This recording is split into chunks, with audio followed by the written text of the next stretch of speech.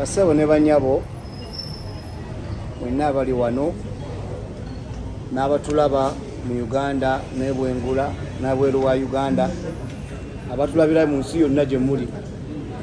Amanya agange Bambi Tamugwanya Michael ng'aganoonya ssente nze King Michael wakabi.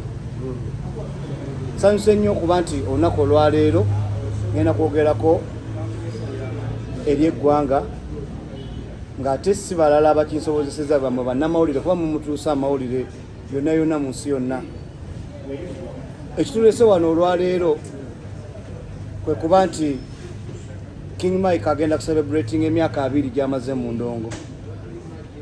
Ekintu kino it's more than a concert, it's more than a show.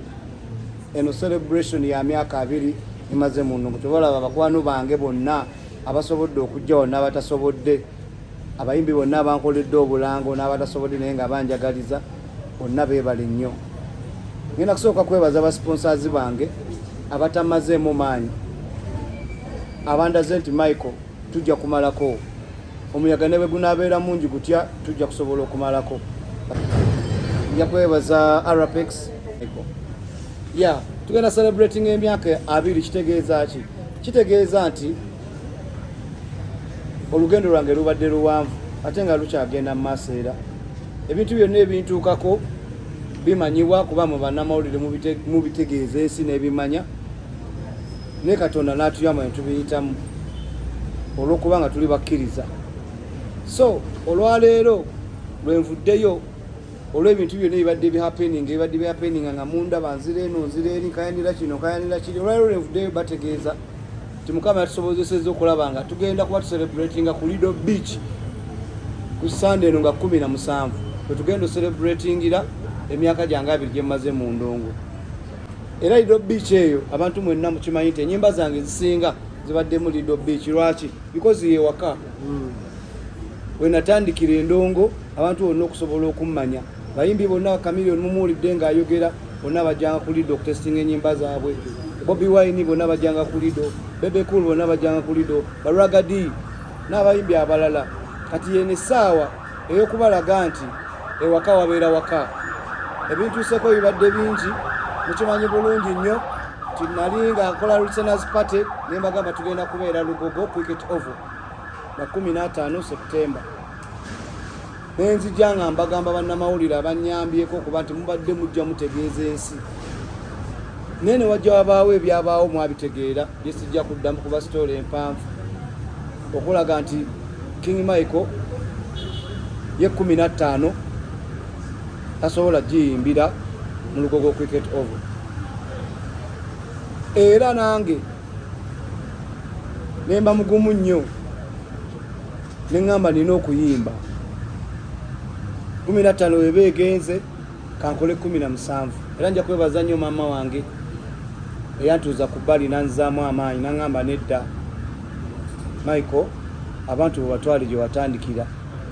Era abawagizi bange mwenna abawagira King Michael mwenna mukimanyi nti natandikira ku Lindo endongo eno. Bwabaawo abantu nga baagala tumalamu maanyi newabawo ng'omuntu afunye obuzibu addayo ewaka n'addamu n'alowooza ku kintu ekyo n'addamu n'akyataakinga oba n'addamu n'atandika olugendo. Nzizeeyo ewaffe gye natandikira endongo ku Lindo Beach. Abawagizi bange bonna mu Uganda ne Bulaya nawa mukimanyi nti King Mike azze ku Lindo Beach nga 17. Era obuwagizi bwammwe mbusaba mu bungi. Obuwagizi bwammwe mbusaba mu bungi. Kanjogere ku nsonga ya Sheebah ne Cindy. Kubanga be bagenda okuyimba nga 15 be balina battle. Olunaku olwa 15 nali nsazeewo nnyimbe naye olw'okubanga Sheebah mukyala muzadde, Cindy mukyala muzadde, bonna bakyala ate balina kye bongera ku tafaali erya music industry. Nesalawo mbaleke bakole nga 15 nesalawo ngende ku Lindo ng'ennaku z'omwezi 17. Era nabo mbaagaliza nga 15 mbaagaliza ebirooto bituukire bye baagala bikole ki bigende bulungi mu maaso. Nange ngende nga 17 ku Lindo Beach nkole ki. Ffenna tulina ettafaali lyetwongera ku music industry.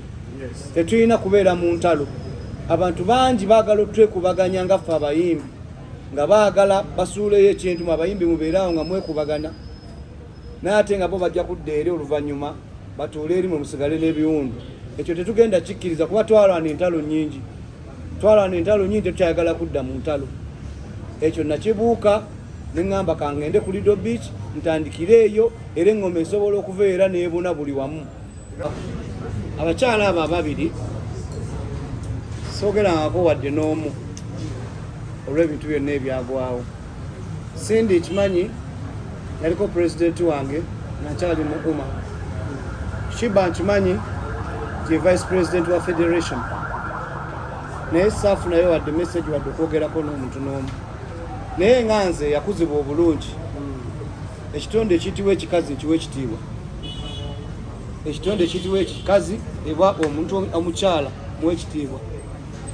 Era kyova olaba nabaleka mu space ne mbalekera 15 gye nalaaja n'omwaka mulamba ngende ku 17 olwa respect eyo gye mbawa. So bana baagadde bajja kujja, bana bate baagadde mbaagaliza birungi byereere bagende mu maaso n'ekyalo. King Michael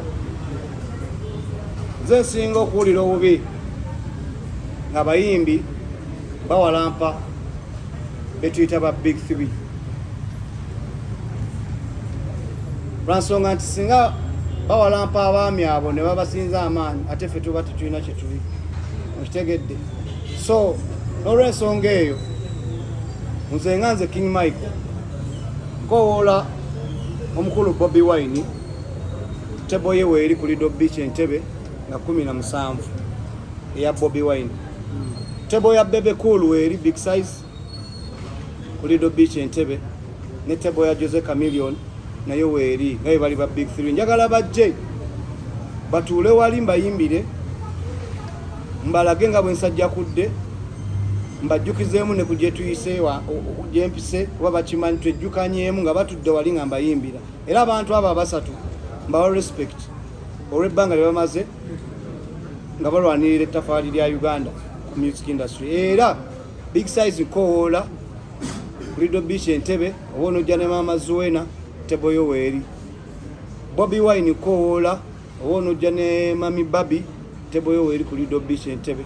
Chameleone nawe nkowoola sebo tebo yo weeri ku Lido Beach Entebbe for the respect of the music industry. So abantu mwenna bannamawulire abali wano obubaka buno mu butuuse kuba nkimanyi mugenda butuusa eri abawagizi bange bonna, eri abawagizi b'abayimbi abagenda okunyimbirako bonna. 17 tugifuule 17 nga bwe najja nga ndaaja na deeti eri omwaka mulamba neeno deeti ya 17 mugimanyisa abantu yonna gye bali tubeere ku Lido Beach tunyumirwe tugenda celebratinga emyaka 2 King Michael gyamaze mu ndongo. Webale nnyo balirira kunjagala. Musya aguze tebo 2 abantu bamanye nti tuli bya ddala bannayisi nsuubiza namba eya Arapex. So neyanziza nnyo mukulu Arapex neyanzeege buli lwe mumpagira bwe muti nange nziramu amaanyi okulaba nti abawagizi bange mbawa kye beetaaga. Neyanziza nnyo mukulu Arapex. Jackstar Bigles Angel mwebale nnyo kumbeererawo mwebalire ddala. Arapex baguze tebo osobola okuba ku nnamba eno bw'oba oyagala reservation ya tebo. Ennamba eri 0774 64 2203. Bannange eno yessaawa ey'okusituka okulaga nti King Michael akyatwaza kubeera nkyatwaza. Sinza ali awo akuze ennyongera ne mugamba nti King Michael oludde mu ndongo biki ndabika bulungi era nkyabakuba ate nga bino biva ku bawagizi bange mwena gye muli eyo. Mwe mumpa ssente mwe munteekamu ssente okulaba nti nkola ennyimba ennungi n'okulaba nga nkyagenda mu maaso. Nja kwebaza manager wa Spice Diana gwe bayita manager Roger. Webale nnyo manager Roger kuba n'omutima ogwo omulungi. Spice Diana nja kwebaza waditoliwo wano. Webale nnyo kuba n'omutima ogwo omulungi. Mwebale nnyo mwebalire ddala 17 ku Sande tusinkane ku Lido Beach Entebbe. Nja kwebaza omwami gwe bayita Siraje bwe tutuula ne tutetenkanya tukoze tutya tuyiseewa tukoze tutya. Siraje webale nnyo nja kwebaza tumuda muswa webale nnyo kuba nti mugamba Michael kino tukisobola na kino tukisobola abantu mwenna gye muli eyo ngenda bayitamu nga ntunda tiketi zange nga ntunda tiko zange abantu be Wakiseka abantu be Bwomowino abantu be Makindye abantu be Ntebe abantu be Nakasero ngenda kubayisaamu eggaali nga ntunda tiketi zange eza Lindo Beach Abakiseka market sawuliyako mwenna ngenda kujja nga tutunda tickets mwenna ngenda kubayisaamu eggaali kumala abantu bafa abanajja tugenda sala cake 3 nga nene zenjo kusharingako n'abaki n'abawagizi baffe era birthday yaffe tujja celebrating era ku beach era mujje mu bungi ku Lindo Beach Entebbe nga 17 September nja kwebazaako abaami b'emboozi mu kati mwebale nnyo kuba nti mubaddewo nga mutambuza show era paka ku lunaku luli tutambule ffenna nambe mu nkwagala nnyo mwebale nnyo kuba nti omeereddewo nanga Bannayuganda olunaku tubuzaako lunaku 17 tugenda kuba lunaku lwa Sunday buli omu tegeka kasenteko nga tonazayo mwana ku ssomero tugenda kubeera ku Lindo Beach. We are celebrating Michael at 20 years. Ate we tuteese we yatandikira ku Lindo. So tujja kuba balyaza ba mitima nga celebrating Michael tetumuwadde that energy and support gyalina okuweebwa nga omuyimbi wa Uganda. Mwena mbakoola nze agenda osooka ku mulyango nze yeesolokeza buli atandabangako ab'Entebbe mwenna nalabye amasimu ku anikati ekiro nga bwe tuli nga buli omu awulira agamba tojjangako Ntebbe kati that same day nja kubeerawo kuva ku makya abaana bajje bazanye bouncing castle weeziri 20 Kingmaker 20 years nga 17 lunaku lwa Sunday teri muntu lwekwasa nti nina omulimu ogwandi n'ekyokukola mwenna mbalinzi